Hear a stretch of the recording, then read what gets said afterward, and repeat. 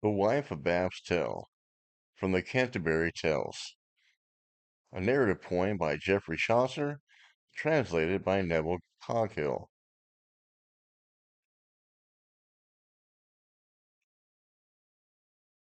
Essential question: what is true chivalry? Analyze structure. The Canterbury Tales has a complex structure that features a framed story, a story that surrounds and binds together one or more different narratives in a single work. The frame story in the Canterbury Tales begins with a general prologue, in which the characters, setting, and storytelling premise are introduced. It also includes interactions among characters in the breaks between tales, when they often interrupt and argue with one another.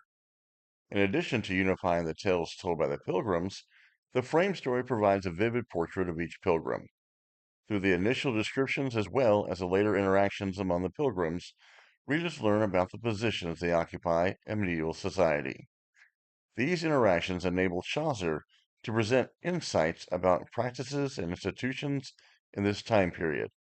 For example, his portrayals of clergy and church officials reveal corruption in the church. Chaucer uses the frame story to explore relationships between pilgrims.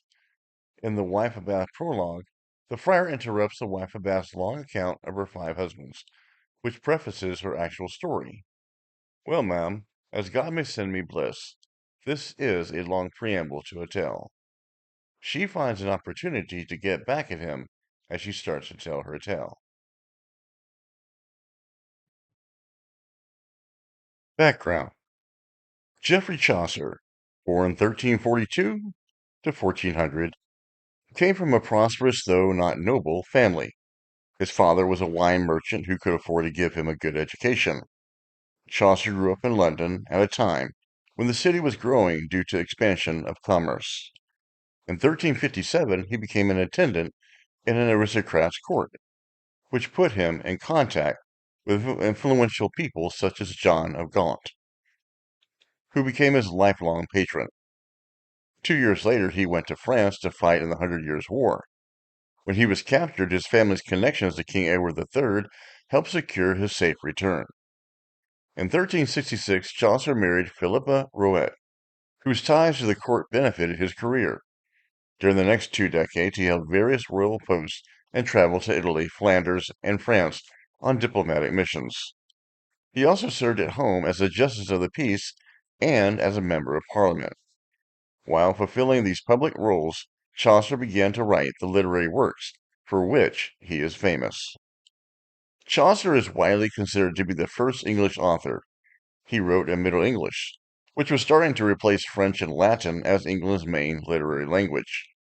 Chaucer's best-known work, The Canterbury Tales, is a collection of mostly verse tales in a variety of genres.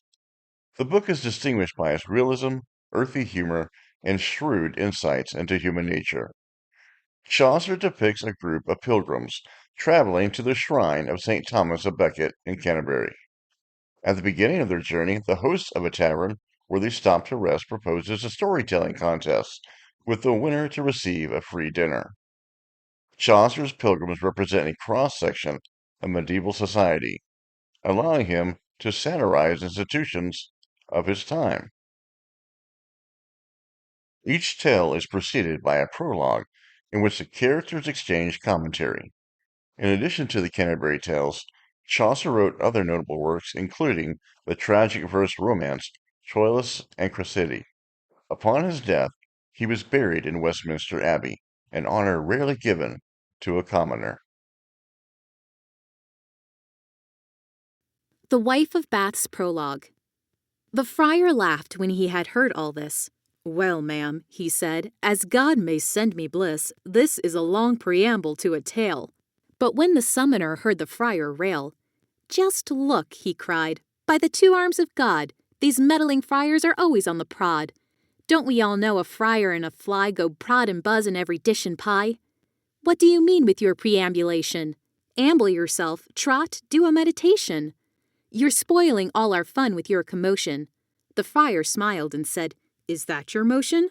I promise on my word before I go to find occasion for a tale or so about a summoner that will make us laugh." "Well, damn your eyes and on my own behalf," the summoner answered. "Mine be damned as well if I can't think of several tales to tell about the friars that will make you mourn before we get as far as Sittingbourne.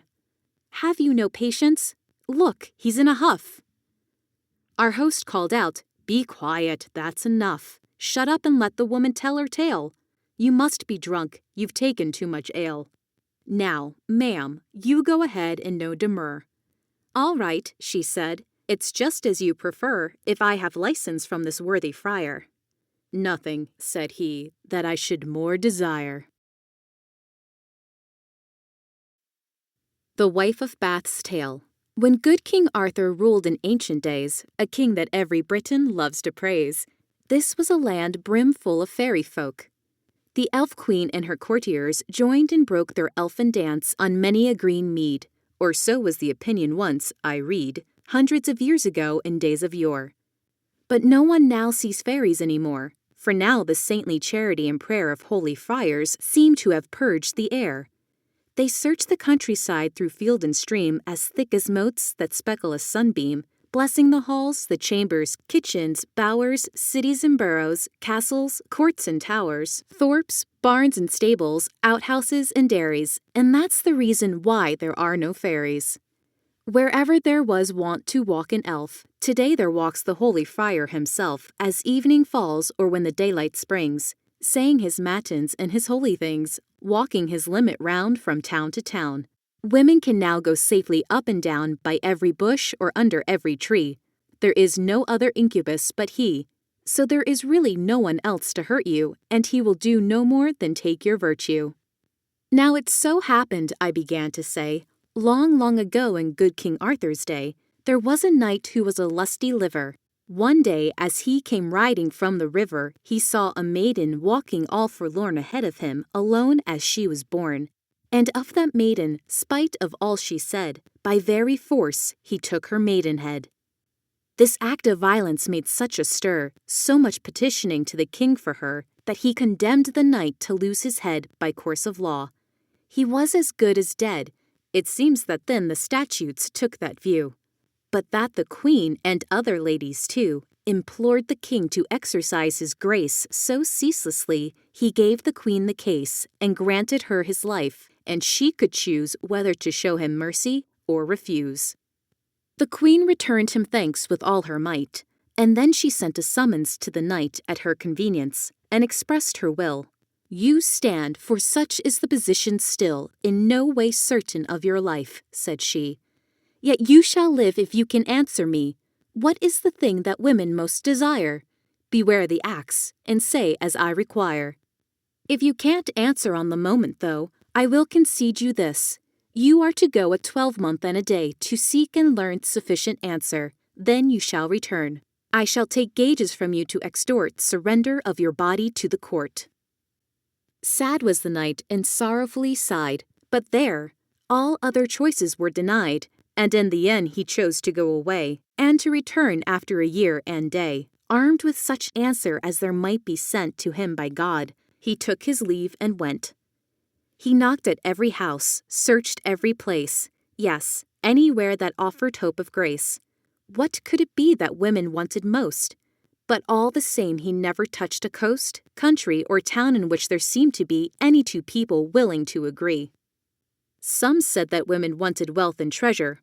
"Honor," said some. Some, jollity and pleasure. Some, gorgeous clothes, and others, fun in bed. To be oft widowed and remarried, said others again. And some that what most mattered was that we should be cosseted and flattered. That's very near the truth, it seems to me. A man can win us best with flattery. To dance attendance on us, make a fuss, ensnares us all, the best and worst of us. Some say the things we most desire are these: freedom to do exactly as we please, with no one to reprove our faults and lies, rather to have one call us good and wise. Truly, there's not a woman in 10 score who has a fault, and someone rubs the sore, but she will kick if what he says is true. You try it out, and you will find so too. However vicious we may be within, we like to be thought wise and void of sin. Others assert we women find it sweet when we are thought dependable, discreet, and secret, firm of purpose and controlled, never betraying things that we are told. But that's not worth the handle of a rake. Women conceal a thing? For heaven's sake! Remember Midas? Will you hear the tale? Among some other little things now stale, Ovid relates that under his long hair the unhappy Midas grew a splendid pair of ass's ears, as subtly as he might. He kept his foul deformity from sight. Save for his wife, there was not one that knew. He loved her best and trusted in her too. He begged her not to tell a living creature that he possessed so horrible a feature. And she swore, were all the world to win, she would not do such villainy and sin as saddle her husband with so foul a name. Besides, to speak would be to share the shame. Nevertheless, she thought she would have died, keeping this secret bottled up inside. It seemed to swell her heart, and she, no doubt, thought it was on the point of bursting out. Fearing to speak of it to woman or man, down to a reedy marsh she quickly ran and reached the sedge. Her heart was all on fire, and, as a bittern bumbles in the mire, she whispered to the water near the ground, "Betray me not, O water, with thy sound! To thee alone I tell it. It appears my husband has a pair of ass's ears. Ah, my heart's well again, the secret's out. I could no longer keep it, not a doubt. And so you see, although we may hold fast a little while, it must come out at last. We can't keep secrets.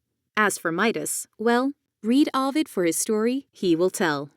This knight that I am telling you about perceived at last he never would find out what it could be that women loved the best. Faint was the soul within his sorrowful breast. As home he went, he dared no longer stay. His year was up, and now it was the day. As he rode home in a dejected mood, suddenly at the margin of a wood, he saw a dance upon the leafy floor of 24 ladies, nay, and more. Eagerly he approached in hope to learn some words of wisdom ere he should return. But lo! Before he came to where they were, dancers and dance all vanished into air. There wasn't a living creature to be seen, save one old woman crouched upon the green. A fouler-looking creature, I suppose, could scarcely be imagined. She arose and said, "Sir Knight, there's no way on from here. Tell me what you are looking for, my dear, for peradventure that were best for you. We old women know a thing or two." "Dear mother," said the knight, "alack the day! I am as good as dead if I can't say what thing it is that women most desire. If you could tell me, I would pay your hire." "Give me your hand," she said, "and swear to do whatever I shall next require of you, if so to do should lie within your might, and you shall know the answer before night." "Upon my honor," he answered, "I agree." "Then," said the crone, "I dare to guarantee your life is safe. I shall make good my claim. Upon my life the queen will say the same. Show me the very proudest of them all in costly coverchief or jeweled caul that dare say no to what I have to teach. Let us go forward without further speech." And then she crooned her gospel in his ear and told him to be glad and not to fear. They came to court. This knight in full array stood forth and said, "O queen, I've kept my day and kept my word and have my answer ready." There sat the noble matrons and the heady young girls and widows too, that have the grace of wisdom all assembled in that place. And there the queen herself was throned to hear and judge his answer. Then the knight drew near, and silence was commanded through the hall. The queen gave order he should tell them all what thing it was that women wanted most. He stood not silent like a beast or post, but gave his answer with the ringing word of a man's voice, and the assembly heard.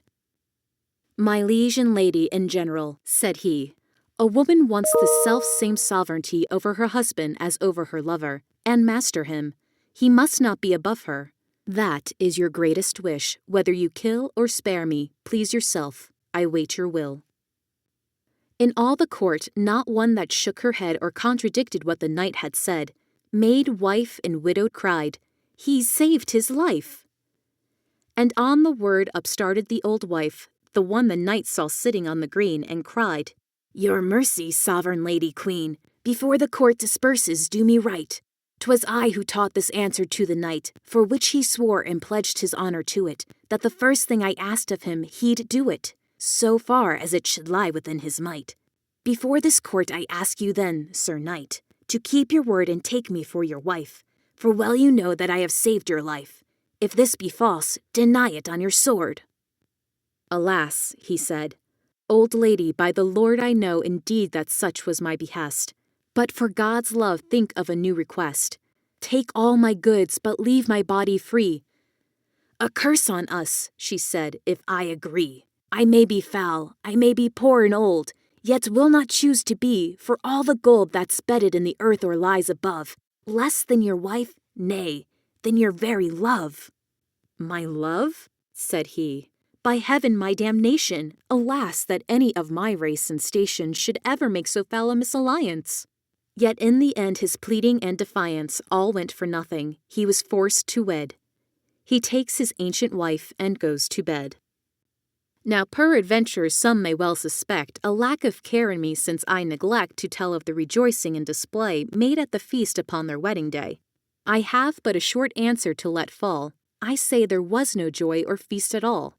Nothing but heaviness of heart and sorrow. He married her in private on the morrow, and all day long stayed hidden like an owl. It was such torture that his wife looked foul. Great was the anguish churning in his head when he and she were piloted to bed. He wallowed back and forth in desperate style. His ancient wife lay smiling all the while. At last she said, "Bless us! Is this, my dear, how knights and wives get on together here? Are these the laws of good King Arthur's house? Are knights of his all so contemptuous? I am your own beloved and your wife, and I am she indeed that saved your life. And certainly I never did you wrong. Then why, this first of nights, so sad a song? You're carrying on as if you were half-witted. Say, for God's love, what sin have I committed? I'll put things right if you will tell me how." "Put right?" he cried. "That never can be now. Nothing can ever be put right again. You're old and so abominably plain, so poor to start with, so low-bred to follow. It's little wonder if I twist and wallow. God, that my heart would burst within my breast." "Is that," said she, "the cause of your unrest?" "Yes, certainly," he said, "and can you wonder?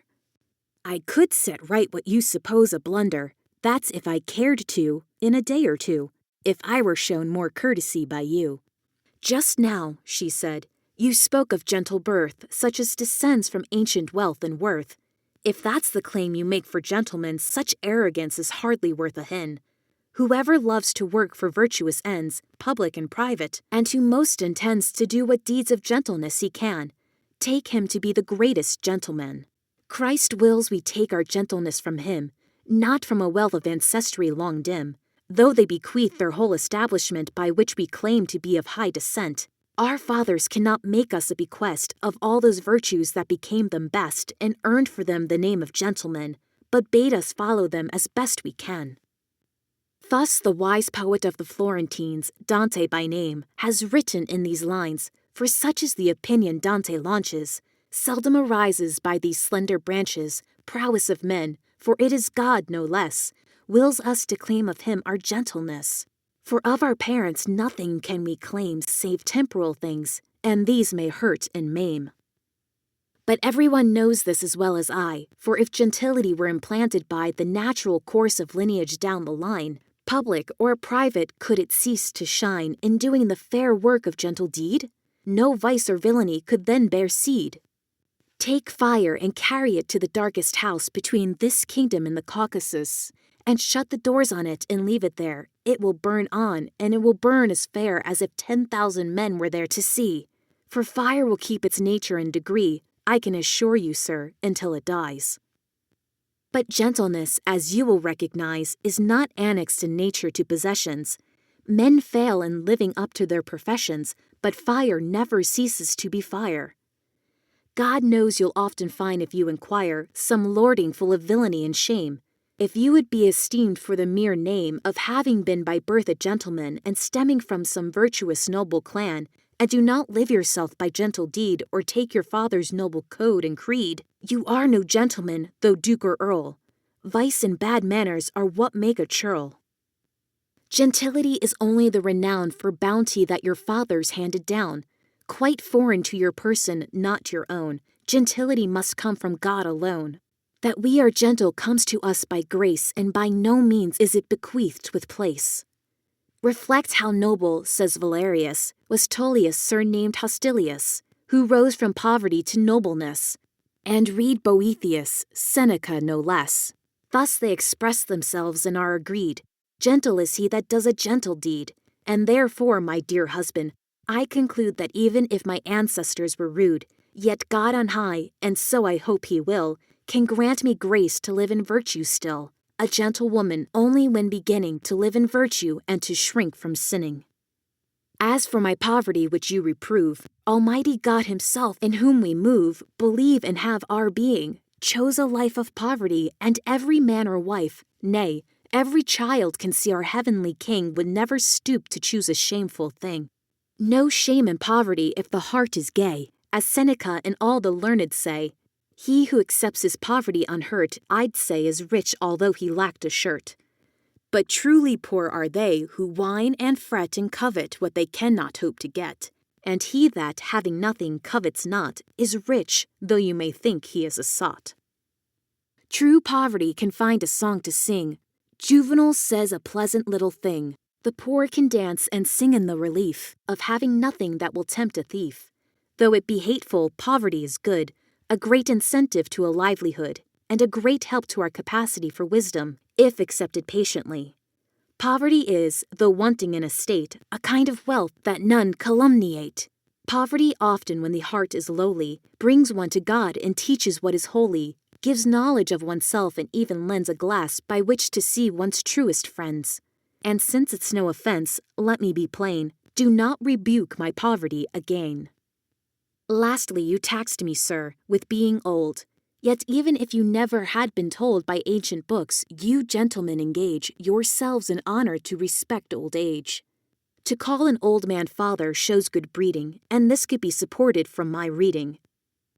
You say I'm old and fouler than a fen. You need not fear to be a cuckold then. Filth and old age, I'm sure you will agree, are powerful wardens over chastity. Nevertheless, while knowing your delights, I shall fulfill your worldly appetites. You have two choices. Which one will you try? To have me old and ugly till I die, but still a loyal, true, and humble wife that never will displease you all her life? Or would you rather I were young and pretty, and chance your arm what happens in a city where friends will visit you because of me? Yes, and in other places too, maybe. Which would you have? The choice is all your own. The knight thought long, and with a piteous groan at last he said, with all the care in life, My lady, and my love, my dearest wife, I leave the matter to your wise decision. You make the choice yourself for the provision of what may be agreeable and rich in honor to us both. I don't care which. Whatever pleases you suffices me. And have I won the mastery? Said she, since I'm to choose and rule as I think fit? Certainly, wife, he answered her, that's it. Kiss me, she cried. No quarrels. On my oath and word of honor, you shall find me both, that is, both fair and faithful as a wife. May I go howling mad and take my life, unless I prove to be as good and true as ever wife was since the world was new. And if tomorrow when the sun's above I seem less fair than any lady love, than any queen or empress east or west, do with my life and death as you think best. Cast up the curtain, husband, look at me.